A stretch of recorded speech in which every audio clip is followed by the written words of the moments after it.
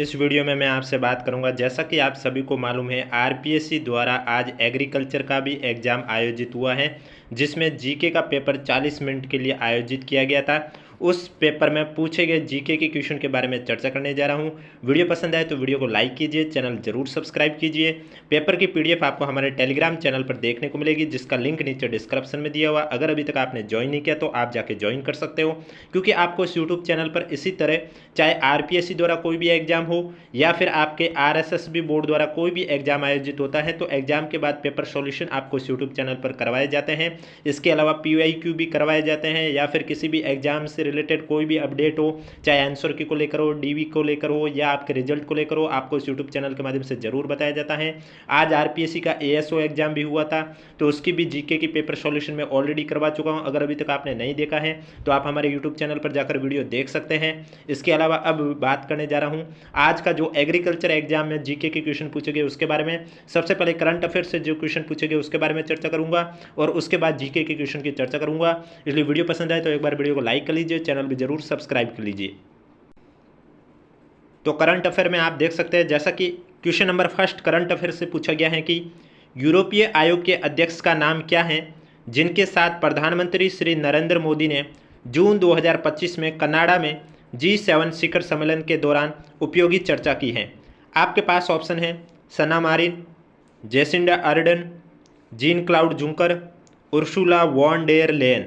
तो इसमें आपका जो करेक्ट आंसर है वो हो जाएगा डी, यानी कि यूरोपीय आयोग के अध्यक्ष उर्सुला वॉन डेर लेयन हैं, जिनके साथ प्रधानमंत्री नरेंद्र मोदी ने जून 2025 में कनाडा में G7 शिखर सम्मेलन के दौरान उपयोगी चर्चा की है, यानी कि डी आपका करेक्ट आंसर हो जाएगा। अगला क्वेश्चन जो आपसे करंट अफेयर के पूछा गया है कि राजस्थान लोकतंत्र सेनानी सम्मान निधि के तहत राज्य के सभी लोकतंत्र सेनानियों को मासिक पेंशन और मासिक चिकित्सा सहायता के रूप में कितनी राशि दी जा रही है। आपके पास ऑप्शन है 20,000 और 4,000 रुपये, 30,000 और 6,000 रुपये, 25,000 और 5,000 रुपये, 15,000 और 3,000 रुपये। तो इसमें जो आपका करेक्ट आंसर है वो हो जाएगा राजस्थान लोकतंत्र सेनानी सम्मान निधि के तहत राज्य के सभी लोकतंत्र सेनानियों को जो मासिक पेंशन है वो 20,000 रुपये की दी जा रही है, और जो मासिक चिकित्सा सहायता के रूप में जो राशि दी जा रही है वो 4,000 रुपये दी जा रही है। यानी कि जो करेक्ट आंसर है वो आपका राइट आंसर हो जाएगा, ए आपका करेक्ट आंसर हो जाएगा। अगला क्वेश्चन आपसे जो पूछा गया है करंट अफेयर से पूछा गया है कि जून 2025 में वाइबिलिटी गैप फंडिंग, जिसे शॉर्ट में कहा जाता है वीजीएफ, तो वीजीएफ के तहत केंद्रीय विद्युत मंत्रालय द्वारा राजस्थान को कितने मेगावाट घंटे की बैटरी ऊर्जा भंडारण प्रणाली आवंटित की गई है। आपके पास ऑप्शन है 3,000, 3,500, 4,000, 2,500। तो इसमें जो आपका करेक्ट आंसर है वो हो जाएगा जून 2025 में वाइबिलिटी गैप फंडिंग के तहत केंद्रीय विद्युत मंत्रालय द्वारा राजस्थान को 4,000 मेगावाट की बैटरी ऊर्जा भंडारण प्रणाली आवंटित की गई है, यानी कि जो करेक्ट आंसर है वो आपका राइट आंसर हो जाएगा सी। नेक्स्ट क्वेश्चन जो आपसे पूछा गया है करंट अफेयर से क्वेश्चन है कि भारत सरकार के स्वामित्व वाली ऑयल इंडिया लिमिटेड ने 1 जून 2025 से जैसलमेर जिले के निम्नलिखित में से किस स्थल पर प्राकृतिक गैस उत्पादन प्रारंभ किया है। आपके पास ऑप्शन है दक्षिण खरातर ब्लॉक, चिनेवाला ब्लॉक, बागेवाला ब्लॉक, बकरी टीबा ब्लॉक। तो इसमें आपका जो करेक्ट आंसर है वो हो जाएगा कि भारत सरकार के स्वामित्व वाली ऑयल इंडिया लिमिटेड ने 1 जून 2025 से जैसलमेर जिले के बकरी टीबा ब्लॉक में प्राकृतिक गैस उत्पादन है वो शुरू किया है, यानी कि जो करेक्ट आंसर है वो डी आपका राइट आंसर हो जाएगा। वीडियो पसंद आ रहा है तो एक बार वीडियो को लाइक कर लीजिए, चैनल भी जरूर सब्सक्राइब कर लीजिए। अगला क्वेश्चन है आपके सामने कि नीट परीक्षा 2025 में देश भर में प्रथम स्थान प्राप्त करने वाले महेश कुमार राजस्थान के कौन से जिले के निवासी है। आपके पास ऑप्शन है कोटा, जोधपुर, हनुमानगढ़, सीकर। तो इसमें आपका जो करेक्ट आंसर है वो हो जाएगा नीट परीक्षा 2025 में देश भर में प्रथम स्थान प्राप्त करने वाले जो महेश कुमार हैं ये आपके राजस्थान के हनुमानगढ़ जिले के हैं निवासी हैं, यानी कि जो करेक्ट आंसर है वो आपका राइट आंसर हो जाएगा सी। अगला क्वेश्चन है आपके सामने राष्ट्रीय जन सहयोग और बाल विकास संस्थान का आधिकारिक नाम बदलकर क्या कर दिया गया है। आपके पास ऑप्शन है राष्ट्रीय महिला बाल कल्याण संस्थान, अहिल्याबाई होलकर राष्ट्रीय महिला और बाल विकास सशक्तिकरण संस्थान, राष्ट्रीय महिला और बाल सशक्तिकरण संस्थान, या सावित्रीबाई फुले राष्ट्रीय महिला और बाल विकास संस्थान। तो हाल ही में राष्ट्रीय जन सहयोग और बाल विकास संस्थान का जो नाम है वो बदल दिया गया है और इसका नाम बदल कर किया गया है सावित्रीबाई फुले राष्ट्रीय महिला और बाल विकास संस्थान, यानी कि जो करेक्ट आंसर है डी आपका राइट आंसर हो जाएगा। अगला क्वेश्चन है आपके सामने करंट अफेयर से कि अंतर्राष्ट्रीय योग दिवस 2025 के लिए देश में मुख्य राष्ट्रीय समारोह जिसमें प्रधानमंत्री मुख्य अतिथि थे निम्नलिखित शहरों में से किसमें आयोजित किया गया। यानी कि अंतर्राष्ट्रीय योग दिवस 2025 कहाँ पर आयोजित किया गया था, जहाँ प्रधानमंत्री नरेंद्र मोदी मुख्य अतिथि थे। आपके पास ऑप्शन है सूरत, चेन्नई, जयपुर, विशाखापट्टनम। तो इसमें आपका जो करेक्ट आंसर है वो हो जाएगा अंतर्राष्ट्रीय योग दिवस 2025 है वो देश के मुख्य राष्ट्रीय समारोह है आंध्र प्रदेश के विशाखापट्टनम में आयोजित किया गया था, जिसमें मुख्य अतिथि भारत के प्रधानमंत्री नरेंद्र मोदी थे, यानी कि डी आपका करेक्ट आंसर हो जाएगा। और आज के पेपर की जो PDF है वो आपको हमारे टेलीग्राम चैनल पर देखने को मिलेगी, जिसका लिंक नीचे डिस्क्रिप्शन में दिया हुआ है। अगला क्वेश्चन है आपके सामने, निम्नलिखित में से किसने जून 2025 में फ्रेंच ओपन टेनिस में पुरुषों का एकल खिताब जीता है। आपके पास ऑप्शन है Jack Draper, Alexander Zverev, Jannik Sinner या कॉलेस अल्काराज। तो इसमें आपका राइट आंसर हो जाएगा कॉलेस अल्काराज ने जून 2025 में फ्रेंच ओपन टेनिस में पुरुषों का एकल खिताब जीता है, यानी कि डी आपका करेक्ट आंसर हो जाएगा। और 10% वाला रूल है जो आपको मालूम है कि अगर हमने क्वेश्चन नंबर के 10% से ज़्यादा ऐसे क्वेश्चन जिसमें गोला नहीं भरा तो आपका भी रिजल्ट अयोग्य हो जाएगा। तो आज के पेपर में आपको मालूम है 40 क्वेश्चन आए थे, यानी कि 40 क्वेश्चन का 10% होता है 4 क्वेश्चन, यानी कि इस प्रश्न में अगर आपने पेपर में 4 से अधिक ऐसे प्रश्न हो गए जिसमें आपने गोले नहीं भरे हैं तो आपका भी रिजल्ट अयोग्य कर दिया जाएगा जीके के पेपर का। और जब एक पेपर का अयोग्य हो जाता है तो फिर वो रिजल्ट आपका दोनों तरफ से ख़राब हो जाता है। तो इसलिए आप आज के पेपर में देख लीजिए एक बार ओमआर शीट में कि आपने के पास कार्बन कॉपी है, उसमें ऐसे तो नहीं है कि आपके 4 से अधिक ऐसे क्वेश्चन हो गए हैं जिसमें आपने गोले नहीं भरे हैं। क्वेश्चन का आंसर नहीं आता है तो आपको 5वां ऑप्शन भरना था। अगला क्वेश्चन है आपके सामने, राजस्थान रियल एस्टेट अपीलीय न्यायाधिकरण से संबंधित निम्नलिखित कथनों पर विचार कीजिए। पहला कथन है कि न्यायमूर्ति संदीप मेहता को राजस्थान सरकार द्वारा जुलाई 2025 में न्यायाधिकरण का अध्यक्ष नियुक्त किया गया, जो कि गलत है। ये गलत इसलिए है क्योंकि राजस्थान रियल एस्टेट अपीलीय न्यायाधिकरण का जो अध्यक्ष है वो किसे नियुक्त किया गया है, मदन गोपाल को नियुक्त किया गया है, न कि आपके संदीप मेहता को। इस वजह से जो पहला कथन है वो आपका गलत हो गया। दूसरा है अध्यक्ष का कार्यकाल 5 वर्ष या 67 वर्ष की आयु तक जो भी पहले होता है, तो ये दूसरा कथन भी आपका गलत हो गया। ये गलत इसलिए हुआ कि कार्यकाल 5 वर्ष वाली बात तो सही है, लेकिन जो आयु की बात की जा रही है वो 67 नहीं है 65 पे। यानी कि अगर आप अध्यक्ष पद पर नियुक्त हुए हैं तो अगर या तो आपके कार्यकाल 5 वर्ष का कंप्लीट होने पर आपका कार्यकाल कंप्लीट माना जाएगा, और अगर आपने कार्य किया है 2 साल तक और आपकी जो एज है वो 65 हो चुकी है तब भी आपका कार्यकाल है वो कंप्लीट माना जाएगा। यानी कि इन दो में से जो भी चीज़ पहले होगी उस हिसाब से आपका जो कार्यकाल है वो कंप्लीट माना जाएगा। इस वजह से इस क्वेश्चन का जो करेक्ट आंसर है वो हो जाएगा दोनों कथन गलत है। यानी कि यहाँ पूछा गया उपयुक्त दिए गए कथनों में से कौन सा सही है, तो पहला भी सही नहीं है, दूसरा भी सही नहीं है। तो राइट आंसर ना तो फर्स्ट सही है और ना ही सेकंड सही है, तो डी आपका करेक्ट आंसर हो जाएगा। तो ये तो आज के पेपर में जो पूछे गए करंट अफेयर के क्वेश्चन थे। तो चलिए अब बात करते हैं आज के पेपर में पूछे गए जीके के क्वेश्चन के बारे में चर्चा करते हैं। लेकिन उससे पहले एक बार वीडियो को लाइक नहीं किया तो वीडियो को लाइक कर लीजिए, चैनल भी जरूर सब्सक्राइब कर लीजिए, और पेपर की PDF भी आपको हमारे टेलीग्राम चैनल पर देखने को मिलेगी, जिसका लिंक नीचे डिस्क्रिप्शन में दिया हुआ है। अगर अभी तक आपने ज्वाइन नहीं किया है तो आप जाके ज्वाइन कर सकते हो। जीके से पूछा गया क्वेश्चन है आपके सामने, कोटा, नाथद्वारा और कांकरोली में किस पंथ की पीठ है। आपके पास ऑप्शन है वल्लभ पंथ, गौड़ीय पंथ, निम्बार्क पंथ, रामानंदी पंथ। तो कोटा, नाथद्वारा और कांकरोली में वल्लभ पंथ की पीठ है, यानी कि ए आपका करेक्ट आंसर हो जाएगा। अगला क्वेश्चन है, तराइन के प्रथम युद्ध के बाद पृथ्वीराज चौहान के द्वारा भटिंडा किले के में से किस किलेदार को हराया। तो भटिंडा किले में आपको मालूम होगा पृथ्वीराज चौहान ने गौरी को हराया था। अगला क्वेश्चन है आपके सामने, दिलवाड़ा के मंदिर है ये किसको समर्पित है। आदिनाथ को, नेमिनाथ को, पार्श्वनाथ को, सही विकल्प चुनिए। तो जैन धर्म के लिए दिलवाड़ा का मंदिर आप सभी को मालूम है, तो ये समर्पित है आपके आदिनाथ जी को भी है, नेमिनाथ जी को भी है और पार्श्वनाथ जी को भी है।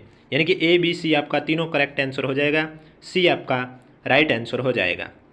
अगला क्वेश्चन है जो आपके सामने, धौलपुर में आचार सुधारणीय सभा की स्थापना किसके द्वारा की गई है। आपके पास ऑप्शन है ज्वाला प्रसाद जिज्ञासु, मदन सिंह, जौहरीलाल इंदू, यमुना प्रसाद वर्मा। तो इसमें आपका जो करेक्ट आंसर है वो हो जाएगा धौलपुर में आचार सुधारणीय सभा की जो स्थापना है वो यमुना प्रसाद वर्मा द्वारा की गई है। यानी कि जो करेक्ट आंसर है वो आपका राइट आंसर हो जाएगा, डी आपका करेक्ट आंसर हो जाएगा। अगला क्वेश्चन जो आपके सामने है, देश हितैषणी सभा का जो गठन है वो कहाँ पर हुआ? जोधपुर, बीकानेर, उदयपुर, जयपुर। तो देश हितैषणी सभा का जो गठन है वो आपके उदयपुर में किया गया था, यानी कि सी आपका करेक्ट आंसर हो जाएगा। नेक्स्ट क्वेश्चन है, एक साइड लोकगीत है और दूसरी साइड विषय दे रखे हैं, आपको सुमिलित करके करेक्ट आंसर बताना है कि कौन से लोकगीत का जो विषय दे रखा है वो है। यानी कि सबसे पहले जो लोकगीत दे रखा है वो दे रखा है बीरा। तो बीरा लोकगीत है, ये आपके भाई बहन का प्रेम गीत है, यानी कि पहले का हो जाएगा तीसरा। इसके बाद दे रखा है चरुआ। चरुआ लोकगीत की बात करें तो ये एक तरह का संस्कार गीत है, यानी कि पहला हो जाएगा। इसके बाद है गुड़लियो। गुड़लियो लोकगीत की बात करूं तो ये ऐतिहासिक घटनाओं पर लोकगीत है, यानी कि जो करेक्ट आंसर है वो आपका हो जाएगा दूसरा। इसके बाद आता है बादली। बादली में आपका हो जाएगा लोकगीत ऋतु गीत, यानी कि डी। तो इसमें आपका राइट आंसर हो जाएगा तीसरा, पहला, दूसरा, चौथा, यानी कि ए आपका करेक्ट आंसर हो जाएगा। और वीडियो पसंद आ रहा है तो एक बार वीडियो को लाइक कर लीजिए, चैनल भी जरूर सब्सक्राइब कर लीजिए। अगला क्वेश्चन है जो आपके सामने वो है कि मेवाड़ में गैर नृत्य करने वाले सामान्यतः किस रंग की अंगरखी पहनते हैं? आपके पास ऑप्शन है लाल, केसरिया, हरा या सफ़ेद। तो इसमें जो आपका करेक्ट आंसर है वो हो जाएगा मेवाड़ में गैर नृत्य करने वाले सामान्यतः सफ़ेद रंग की अंगरखी पहनते हैं, यानी कि जो करेक्ट आंसर है वो आपका राइट आंसर हो जाएगा, डी आपका करेक्ट आंसर हो जाएगा। अगला क्वेश्चन है आपके सामने, निम्नलिखित में से किस कछुआ शासक ने दौसा पर अधिकार किया था? आपके पास ऑप्शन है दुल्ला राय, पृथ्वीराज, पजावन राय, काकिल देव। तो इसमें आपका जो करेक्ट आंसर है वो हो जाएगा दुल्ला राय एक कछुआ शासक हैं जिन्होंने दौसा पर अधिकार किया था, यानी कि ए आपका करेक्ट आंसर हो जाएगा। अगला क्वेश्चन है आपके सामने, पूर्व आधुनिक काल की राजधानी राजस्थानी साहित्य कृति द्रौपदी विनय की रचनाकार कौन है? यानी कि क्वेश्चन डायरेक्ट यही पूछना चाह रहे हैं कि द्रौपदी विनय के रचनाकार कौन है। आपके पास ऑप्शन है स्वरूपदास, मुकुंद सिंह, नाथू सिंह, रामनाथ कविया। तो इसमें आपका राइट आंसर हो जाएगा द्रौपदी विनय के जो रचनाकार हैं वो रामनाथ कविया हैं, यानी कि डी आपका करेक्ट आंसर हो जाएगा। अगले क्वेश्चन का आंसर आपको नीचे कमेंट बॉक्स में बताना है। क्वेश्चन है आपके सामने, किसकी विद्वता से प्रभावित होकर मुगल सम्राट अकबर ने उन्हें चाक दारबाग तथा कुल्ला नामक राजकीय पोशाक पहनने की इजाज़त दी थी? इसका राइट आंसर आपको नीचे कमेंट बॉक्स में बताना है। नेक्स्ट क्वेश्चन है, किसके द्वारा अलवर रियासत में नीमू चना किसान आंदोलन का नेतृत्व किया गया है? पन्नाराम चौधरी, माधो सिंह गोविंद सिंह, नानजी ठाकरे पटेल, हनुमान सिंह। तो इसमें आपका राइट आंसर हो जाएगा माधो सिंह और गोविंद सिंह द्वारा अलवर रियासत में नीमू चना किसान आंदोलन का नेतृत्व किया गया, बी आपका करेक्ट आंसर हो जाएगा। अगला क्वेश्चन है, राजस्थान में अकाल और अभाव की स्थिति के संबंध में निम्नलिखित में से कौन सा सुमेलित नहीं है? अब आप देख सकते हैं 2021-22 में 10 जिले प्रभावित हुए थे और जो प्रभावित जनसंख्या है वो 74.28 लाख थी। 2020-21 में भी 6 है और जनसंख्या थी 21.62। 2023-24 में 11 है, जनसंख्या है 68.69। 2022-23 में 1 है, जनसंख्या है 2.36। तो डी आपका करेक्ट आंसर हो जाएगा। अगला क्वेश्चन है आपके सामने, जुलाई 2023 से जून 2024 के पीरियडिक लेबर फोर्स सर्वे के अनुसार राजस्थान में पुरुष और महिला बेरोजगारी दर क्रमश कितनी है? एक बार के लिए क्वेश्चन छोड़ दीजिए, क्योंकि इसमें मेरे ख्याल से पुरुष की साक्षरता बेरोजगारी दर है वो पुरुष की भी आपके 3.2 है और महिला की भी 3.2 है, फिर भी इस क्वेश्चन पर स्टार मार्क लगा देते हैं। अगला क्वेश्चन जो आपके सामने है वो है आपके सामने कि जनगणना 2011 के अनुसार राजस्थान के किन जिलों में क्रमशः सर्वाधिक व न्यूनतम दशकीय जनसंख्या वृद्धि दर है? आपके पास ऑप्शन है बाड़मेर गंगानगर, जैसलमेर झुंझुनू, बाड़मेर झुंझुनू, जैसलमेर गंगानगर। तो सर्वाधिक दशकीय जनसंख्या वृद्धि दर जनगणना 2011 के अनुसार बाड़मेर जिले की है और न्यूनतम दशकीय जनसंख्या वृद्धि दर जनगणना 2011 के अनुसार गंगानगर जिले की है, यानी कि ए आपका करेक्ट आंसर हो जाएगा। अगला क्वेश्चन है आपके सामने, बीकानेर नागौर पेट्रोलिफेरस बेसिन के अंतर्गत निम्नलिखित में से कौन सा जिला सम्मिलित नहीं है? चूरू, हनुमानगढ़, सीकर, गंगानगर। तो बीकानेर नागौर पेट्रोलीफेरस बेसिन के अंतर्गत जो जिला सम्मिलित नहीं है वो है आपका सीकर जिला, यानी कि राइट आंसर आपका हो जाएगा सी, आपका करेक्ट आंसर हो जाएगा। अगला क्वेश्चन है आपके सामने, निम्नलिखित में से किस स्थान पर रीको द्वारा कृषि और खाद्य प्रसंस्करण क्षेत्र विकसित किया गया? आपके पास ऑप्शन है तिवरी जोधपुर, थोलाई जयपुर, बिश्नोई धौलपुर, सिलोरा किशनगढ़। तो कृषि और खाद्य प्रसंस्करण आपके जोधपुर में विकसित किया गया है, ये आपका करेक्ट आंसर हो जाएगा। अगला क्वेश्चन है, एक साइड संरक्षित क्षेत्र है, दूसरी साइड अवस्थित है, निम्नलिखित युग्मों पर विचार कीजिए और उपयोग में से कितने युग्म सही सुमेलित है वो आपको बता देना है। तो सुंदा माता, जालोर, सिरोही एकदम सही है, कुर्जा, फलोदी सही है, बीड़, फतेहपुर सीकर सही है, बालेश्वर उदयपुर गलत है। ये शायद नीम का थाना में, तो यानी कि 1 2 3 आपका सही है, 3 सही है, यानी कि बी आपका करेक्ट आंसर हो जाएगा। अगला क्वेश्चन है आपके सामने कि 2011 की जनगणना में राजस्थान के निम्नलिखित में से किन जिलों का जनसंख्या घनत्व राजस्थान के जनसंख्या घनत्व की तुलना में कम था? अब आपको मालूम है 2011 की जनगणना में राजस्थान का जनसंख्या घनत्व 200 था। अब 200 से कम वाले जनसंख्या घनत्व वाले जिले कौन से? आपके पास ऑप्शन है डूंगरपुर कोटा, झुंझुनू करौली, अलवर सीकर, बीकानेर चूरू। तो इसमें आपका जो करेक्ट आंसर है वो हो जाएगा बीकानेर और चूरू जिले का जनसंख्या घनत्व राजस्थान के जनसंख्या घनत्व की तुलना में कम था, यानी कि डी आपका करेक्ट आंसर हो जाएगा। अगला क्वेश्चन है आपके सामने, राजस्थान वन रिपोर्ट 2023 के अनुसार 2000 वर्ग किलोमीटर से अधिक कुल वन क्षेत्र वाले जिलों की संख्या कितनी है? 5, 4, 1, 2। तो इसमें आपका जो करेक्ट आंसर है वो हो जाएगा राजस्थान वन रिपोर्ट 2023 के अनुसार 2000 वर्ग किलोमीटर से अधिक कुल वन क्षेत्र वाले जिलों की संख्या 5 है, यानी कि ए आपका करेक्ट आंसर हो जाएगा।